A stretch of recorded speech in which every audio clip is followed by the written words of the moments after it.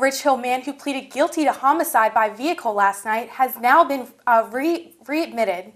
And Obamacare could potentially cause more unemployment. Good evening, everyone, and thank you for joining us on Channel 14 News. I'm Anthony Kahn. And I'm Brooke Larson. The Student Senate swore in their new members this past Tuesday. Channel 14 News reporter Abby Lutcher has more. There's a bright future for Student Senate in the coming semester. With the new student senators that were sworn in Tuesday evening, there was much to be excited about. It's extremely exciting. It took longer than I thought it would, but it was a work in progress from the beginning. We finally achieved it, and I think it's a great opportunity for the new senators. And I think you could feel the excitement in the room. They're very excited about the opportunity they've accepted, and I'm looking forward to working with them. Even President Lee came out to congratulate the new student senators on their positions. It was extremely meaningful, and his words and his wisdom that he shared with us was very heartfelt, and I know that the president is very proud of the newly elected senators. I certainly appreciated having him here. It really shows the support that he has for student government at Waynesburg, and I'm looking forward to sharing this experience with him too. Michael Merton, one of 4 freshmen elected, expressed his enthusiasm for the future plans. It feels good. It makes me know that people know who I am and they think that I can do something for them and be a good part of making this new constitution that we're writing. New student senators are eager to promote positive influence on Waynesburg's campus. Travis McFadden from Ridge Hill Township, who pleaded guilty in March for homicide by vehicle, was sentenced to 3 years in the County Intermediate Punishment Program and was resentenced on Tuesday after violating his sentence for drug and alcohol use. During his resenting order, McFadden admitted to violating 3 conditions from his initial sentence, including the use of alcohol and controlled substances. In August, he admitted to his probation officer that he had drank beer. An empty case of beer was found in his home. Cumberland Township supervisors recently approved the installation for a temporary sewage holding for the Carmichael School District renovation project. The district expects renovations to begin sometime in April, with the constructions of a new cafeteria and kitchen in the area between the high schools as well as the junior high school. At the end of the school year, the junior high will begin renovations. While schools are under renovations, mobile classrooms will be used for classes that cannot be accommodated in the high school. After the junior high is finished, renovations will begin on the high school. Supervisors of the district also approved a cellular telephone policy for the township's police department that specifies the use of township-supplied phones. The Chief Executive Officer of Cornerstone Care recently went before Congress, speaking on the importance of eliminating barriers that prevent medical professionals from volunteering their time at federally qualified health centers. These centers are designed to meet the needs of rural and undeserved populations. Many people who want to volunteer their time at health centers are retired or part-time. They are not reviewing compensation for their contributions and cannot afford the cost of medical malpractice insurance. This bill has been introduced and reintroduced a few times in Congress. Up next, we'll take a look at this week's top national stories, including a new problem that may be caused by Obamacare.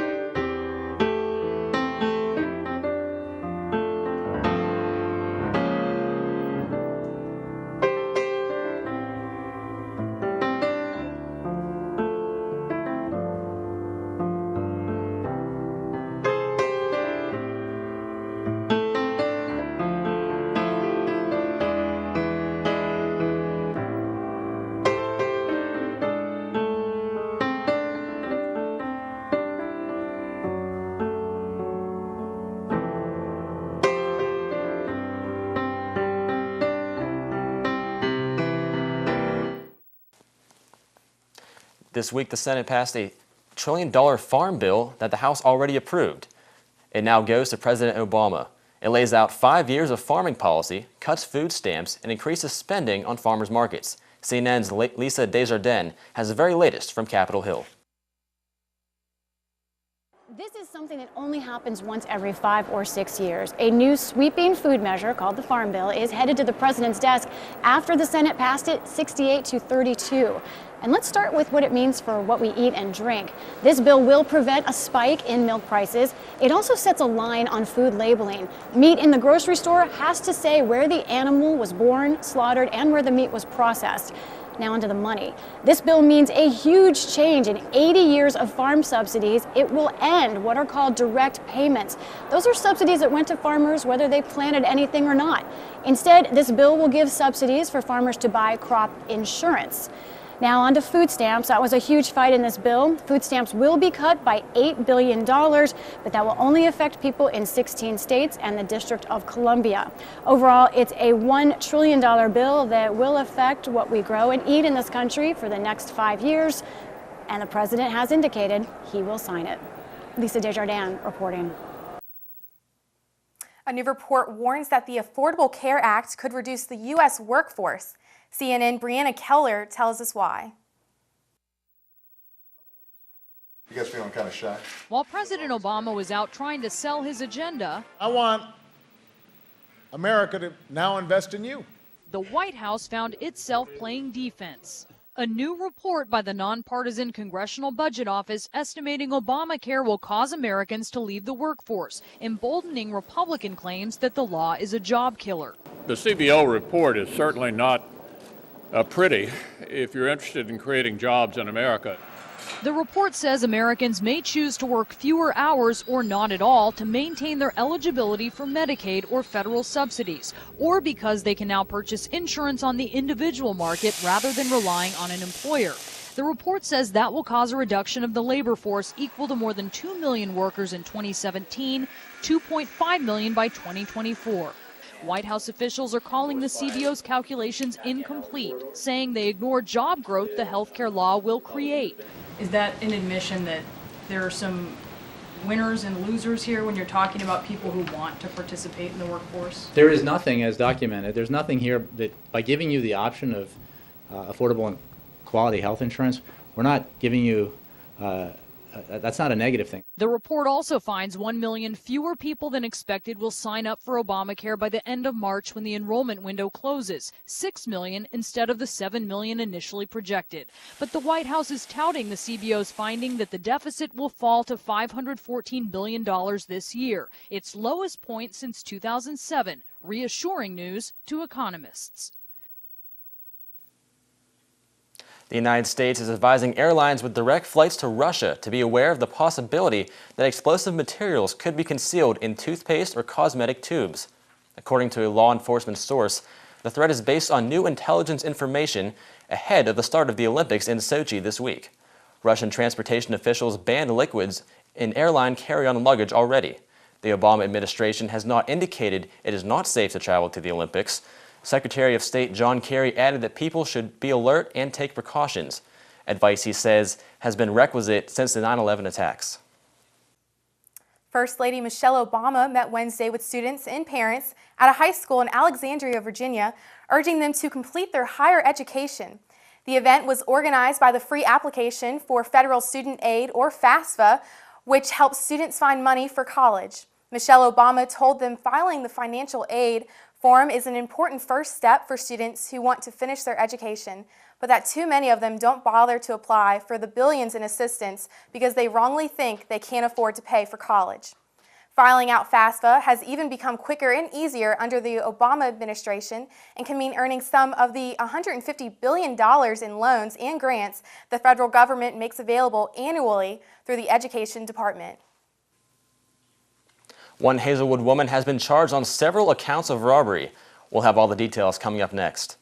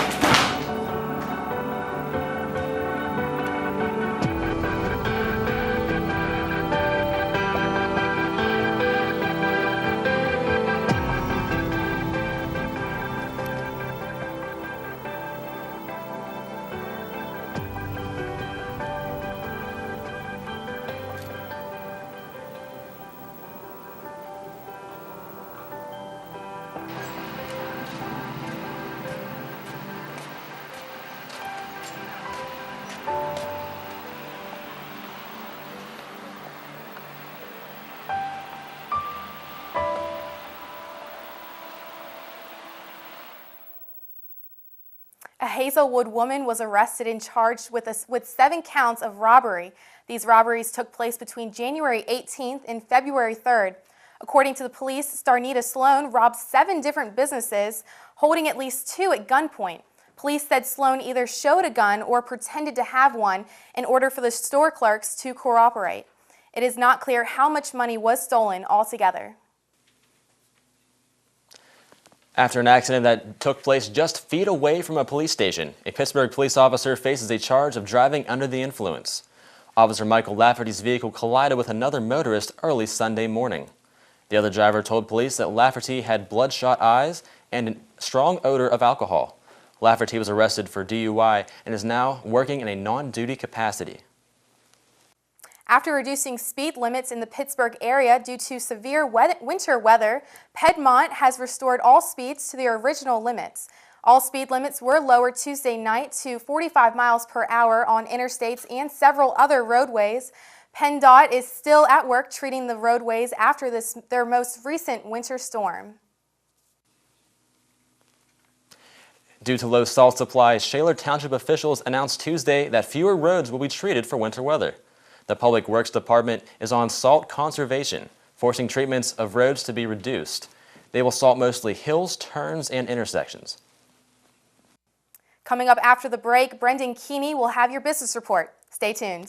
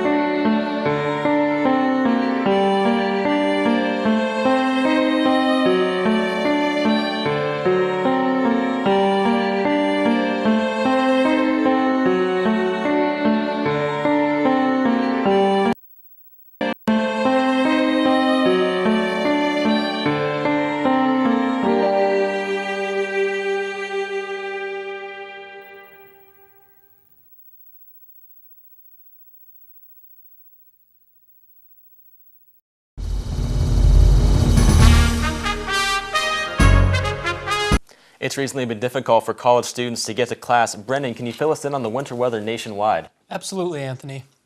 It's been an ugly winter in most parts of the country. Storm after storm and brutal cold has made air travel especially miserable. CNN's Karen Kaifa has more. The weather outside has been frightful this winter, but perhaps no less delightful than at the nation's airports, where storm systems have forced the cancellation of sometimes thousands of flights in a single day. The snow, sleet, ice, and freezing cold can lead to frustrated travelers trying to get from point A to point B and frazzled airline employees trying to help them. But there are things travelers can do to help themselves and perhaps stay ahead of the pack. Before heading to the airport to wait it out with the weather-stranded masses, check if airlines are offering waivers of their change fees and rebook a flight for free. You're better off doing this as soon as the weather starts to look dicey, so you can grab a seat on a flight that will depart sooner rather than later. If you're already at the airport, work multiple channels, including an airline's app, Twitter feed, and phone lines. It may even be worth it to spend the money for a one-day pass to an airport lounge, both for your own comfort and for better access to customer service reps. Travel with a battery pack for your smartphone so you're not fighting it out for outlet access. Remember, the best travelers are those that think and prepare, and it's already February, so spring and summer's sunnier skies aren't that far off. For Consumer Watch, I'm Karen Kaifa. CVS Pharmacy hopes it will set an example in their recent decision to stop selling cigarettes in their stores. CVS is the first major pharmacy chain in the country to cut the selling of tobacco products. Navy Surgeon General Matthew Nathan suggests that people are beginning to fully comprehend the dangers of smoking and other tobacco-related usage. Nathan also noted, with the recent 50-year commemoration since the Surgeon General put out a warning of the dangers of smoking, that we have come a long way in raising awareness, but not nearly far enough. Nathan also says he was the first commander to make a military campus completely smoke-free. The popular Radio Shack commercial that ran during the Super Bowl is actually turning out to be somewhat true. The Wall Street Journal is reporting that Radio Shack will close around 500 stores in the next few months as part of a restructuring plan, as famous 80s icons tore apart the store and rebuilt it fairly quickly. Radio Shack currently possesses around 4,300 stores nationwide. The December deep freeze in Central California has been devastating to citrus crops this year. Nearly 1/4 of California's $2 billion industry could be wiped out completely. Citrus farmer Bryson Cada lost a whopping 5% of his crops, but still, many of his friends may find themselves much worse off. The freeze has damaged crops so badly that it's difficult to find the color green in many of the orchards, and some even say it looks like a fire had destroyed the crops. The damage to the crops could certainly cause an increase in citrus prices this winter. For Channel 14 Business, I'm Brendan Keeney. Your Jacket Sports Update with Matt Cole starts right after this. I came to Waynesburg University to become an athletic trainer, and I absolutely love it. Waynesburg just offers so much more in the training that's available. You get the hands-on practical experience you need to be proficient, and that's what makes Waynesburg stand out among the rest. Clinical observations begin sophomore year, which gives 3 full years of experience before even graduating. Class sizes are small as well. I get the personal attention I need to excel and to really grasp what I need to learn to go out in the real world. I can't imagine going anywhere else. Waynesburg sets the standards in teaching athletic training. Libby the library cat found her love for books at the Bowlby Library. Bowlby Library, located off of West Street in Waynesburg, Pennsylvania, is a free public library that offers different services to the residents of Greene County. The library includes both a children's department as well as an adult section. The family literacy department offers different tutoring opportunities as well as computer classes. For more information about library services, please visit www.evakbowlby.org.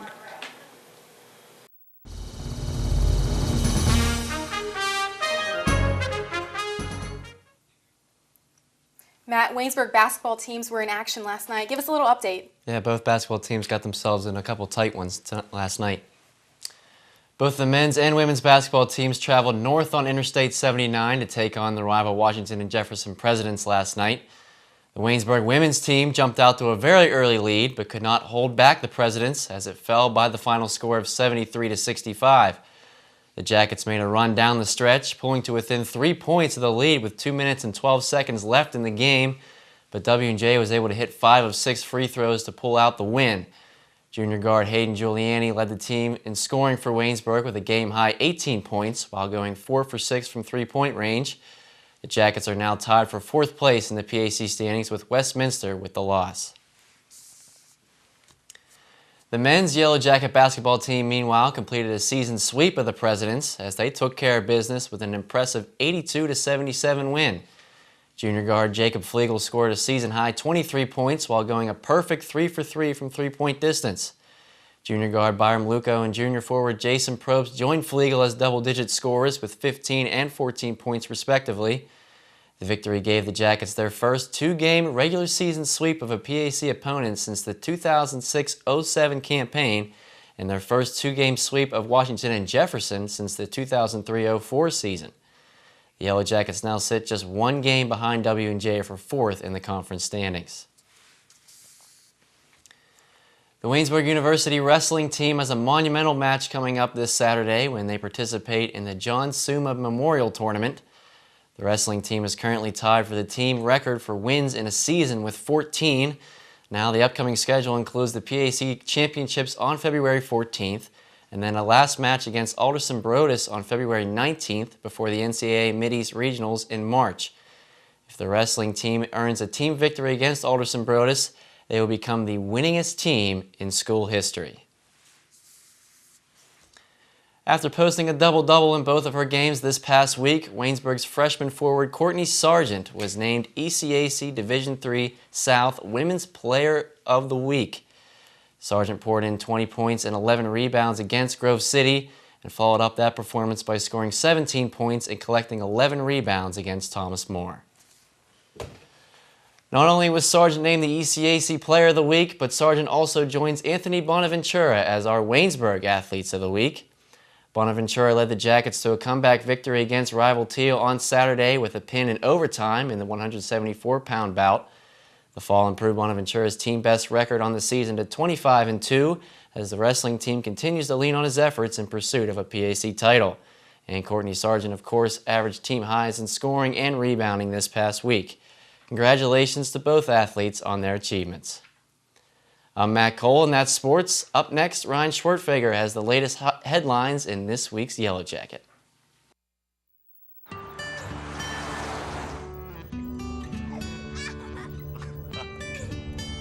They say that when you're facing extreme danger, your life flashes before you.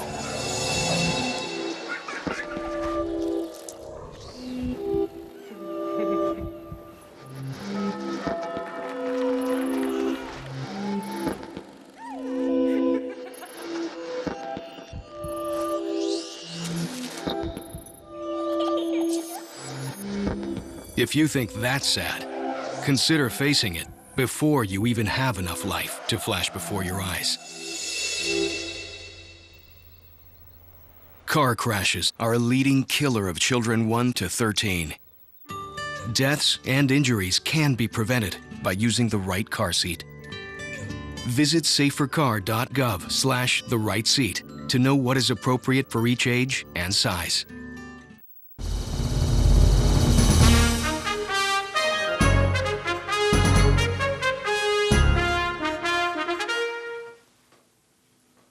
Ryan, I hear there's somebody new at the police department. Can you tell us more? Certainly can, Anthony. A new issue of the Yellow Jacket hits stands today, and here's a preview of what you'll find in this week's newspaper. Waynesburg's police department got some help recently with the addition of another member to the force, Izzy, a law enforcement dog. The police department also received a $1,000 donation from Waynesburg University due to the dog's unique talents and ability to make the campus and the community safer. She's able to detect narcotics, build searches, conduct article searches, and perform tracking. Izzy has visited Waynesburg University before, but for teaching purposes only.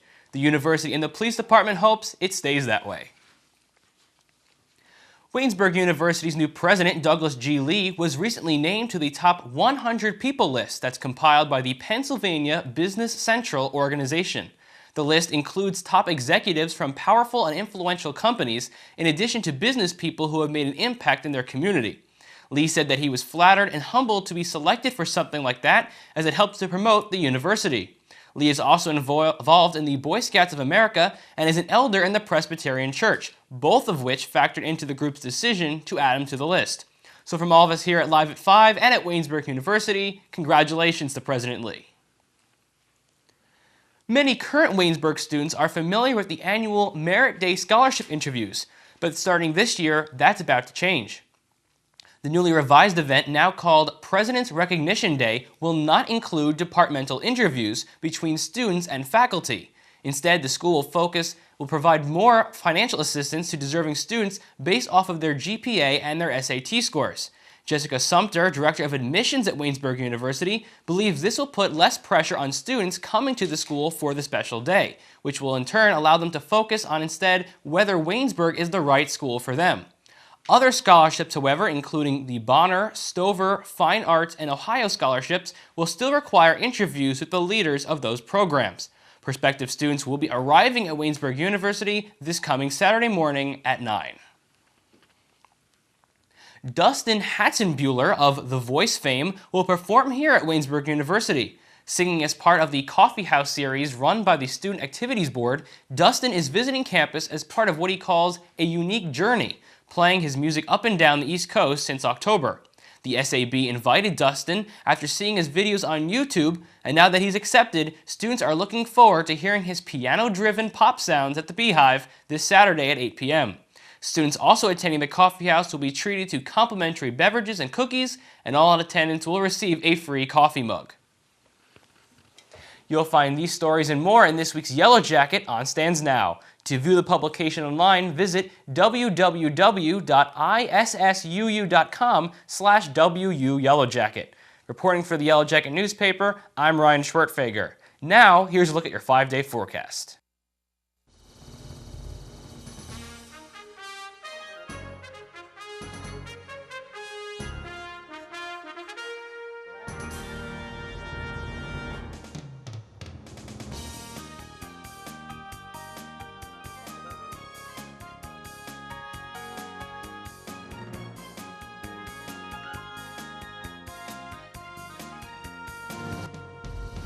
Thank you for joining us on Channel 14 News this evening. Tune in next week for more Live at 5. Have a great week, everyone.